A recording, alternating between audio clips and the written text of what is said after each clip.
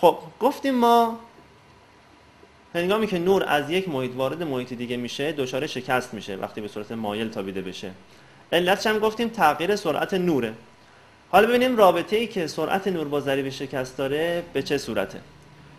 سرعت انتشار نور در خلا بیشتر از سرعت انتشار نور در هر محیط شفاف دیگر است. سرعت انتشار نور در خلا تقریباً 300,000 کیلومتر بر ثانیه است. یعنی نور در خلا فاصله 300,000 کیلومتر را در مدت 1 ثانیه می‌پیماید. بالاترین سرعتی که در عالم طبیعت وجود داره. سرعت نور در هوا نیز تقریباً همین مقدار است. در محیط‌های شفاف مثل آب، شیشه و غیره سرعت نور کمتر از سرعت نور در هواست. خب علت شکست نور هنگامی که به طور مایل از یک محیط شفاف به محیط شفاف دیگر می‌گذرد همین تفاوت سرعت نور در دو محیط است. حالا رابطش به چه صورته؟ نسبت سرعت نور در هوا به سرعت نور در یک محیط شفاف همان ضریب شکست است. پس ضریب شکست یک محیط شفاف به این صورت تعریف میشه: برابر با سرعت نور در هوا تقسیم بر سرعت نور در محیط شفاف. این رابطه رو توی یادتون داشته باشین. حالا اگر سرعت نور در هوا رو با C نشون بدیم و سرعت نور در ماده شفاف رو با V، میتونیم بگیم که ضریب شکست اون محیط یا N برابر با نسبت C به V. هر قدر ضریب شکست ماده شفاف بیشتر باشد مسلما سرعت نور در اون محیط کمتره. در نتیجه نور بیشتر شکسته میشود و زاویه انحراف بیشتر است. پس ما رابطه‌ای که برای ضریب شکست و سرعت نور در اون محیط داریم در واقع به این صورت رقم زده میشه. الان جدولی که الان در شکل ملاحظه میکنید اومده سرعت ها رو از طریق آزمایش به دست آورده. یعنی سرعت نور رو حساب کردن، ضریب شکست رو با استفاده از اون فرمول به دست آوردن و ما میتونیم از این جدول برای به دست آوردن مقادیر مجهولمون استفاده کنیم. این جدول تو ذهنتون باشه یا از کتاب درسی نگاه کنید صفحه 129 و میتونیم مسائل رو باهاش حل کنیم. مثلا با استفاده از جدول صفحه قبل ضریب شکست آب رو میخوایم حساب کنیم. خب سرعت نور C در هوا 13000 کیلومتر بر ثانیه است. از جدول نگاه میکنیم سرعت نور در آب 225000 کیلومتر بر ثانیه است. خب میخوام ضریب شکست رو دست بنویسیم. N مساوی است با C تقسیم بر V.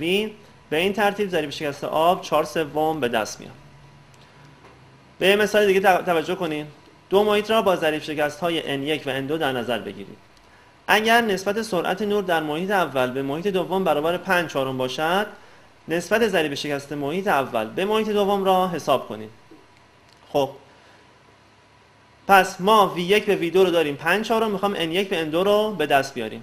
خب گفتیم ضریب شکست محیط اول به چه صورت؟ N1 میشه سرعت نور در خلا یا در هوا C به V1. ضریب شکست محیط دوم یا N2 هم برابر با C به V2. خب با استفاده این دو رابطه میتونیم بگیم که N1 به N2 میشه چی؟ C به V1 تقسیم بر C به V2.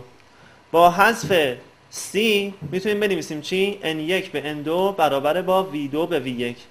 یعنی نسبت سرعت ها برابر با عکس نسبت ضریب های شکسته.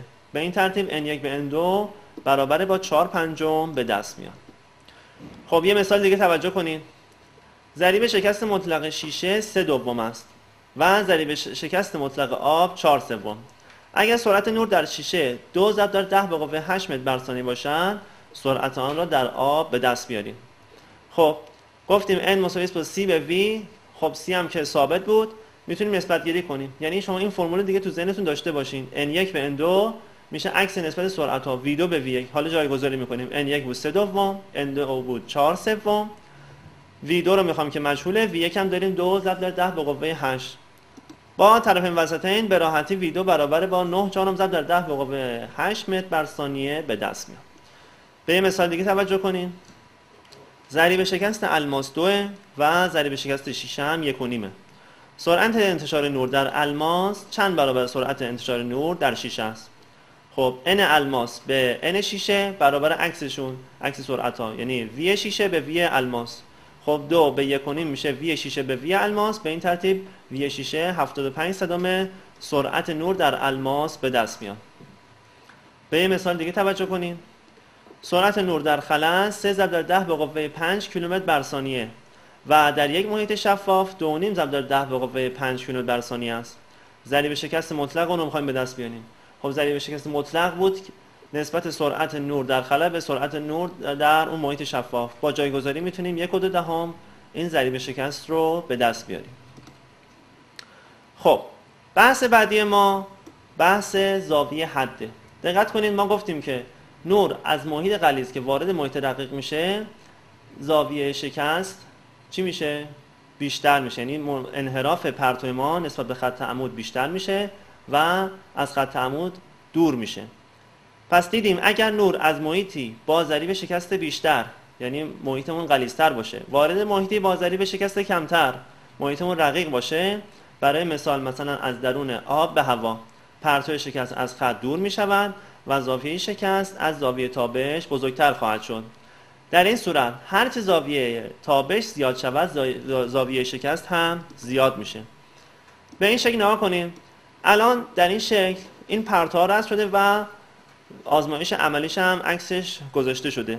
ملاحظه میکنید یک چراغ قوه‌ای در کف آب قرار داده شده، بالای این آب هوا قرار داره و پرتوها رو با زاویه مختلف فرستادن. پرتویی که عمود باشه خب بدون شکست عبور میکنه، وارد هوا میشه. اما پرتویی که مایل باشن نسبت به مرز مشترک آب و هوا دچار شکست میشن. همونطوری که هم در مثال دیدین و در فرمول هم اثبات کردیم، زاویه پرتو شکست از خط عمود دورتر داره میشه، یعنی هرچی ما پرتو تابشمون زاویهش با خط عمود بیشتر بشه زاویه شکست هم فاصله میگیره با خط عمود، تا یه جایی که اگه دقت کنید پرتو دوم از سمت راست رو دقت کنید، پرتو تابش طوری تابیده شده که زاویه پرتو شکست درست مماس بر دو محیط عبور کرده. اینو در واقع میگن یک زاویه حدی، یعنی در واقع حد جایی است که پرتو ما میتونه از آب عبور کنه. پس اگر زاویه شکست به 90 درجه برسد، یعنی پرتو شکست بر سطح جدایی دو محیط مماس شود، زاویه تابش به مقداری رسیده است که به آن زاویه حد میگوییم. پس این زاویه خاص اصطلاحاً بهش میگن زاویه حد، زاویه است که پرتو شکست درست مماس بر مرز مشترک داره حرکت میکنه، که شما میتونید زاویه شکست هم تو شکل ببینید در حالت حدی. خب بیایم ببینیم حالا چه رابطه میتونیم واسه این زاویه حد پیدا کنیم. با استفاده از قانون شکست نور میتوان زاویه حد هر محیطی را که ضریب شکست آن بزرگتر از ضریب شکست محیطی است که به آن مرز مشترک دارد تعیین نمود. یعنی زاویه حد برای جایی است که شما از محیط غلیظ همیشه میخواین وارد رقیق بشین. در صورتی که محیط دوم هوا باشد، با استفاده از رابطه سینوس آی به سینوس آر مساوی با 1 انو میتونیم بنویسیم سینوس آی به سینوس آر مساوی با 1 انو. خب گفتیم زاویه شکست هم 90 درجه است، آر مساوی 90، جایگذاری میکنیم به این ترتیب سینوس آی میشه چی؟ 1 انو. پس یعنی اگه شما محیطی داشتین با ضریب شکست n، میخوایم ببینید زاویه حدش چقدره، کافی شما 1 رو تقسیم بر ضریب شکستش بکنین و سینوسش رو به دست بیارین. بعد به کمک جدول‌های مثلثاتی زاویه حد یا همون آی به دست بیار. اگر زاویه حد را با آی سی نشان دهیم، رابطه n مساوی با سی به صورت زیر نوشته میشه. پس سینوس آی سی میشه چی؟ 1 انو.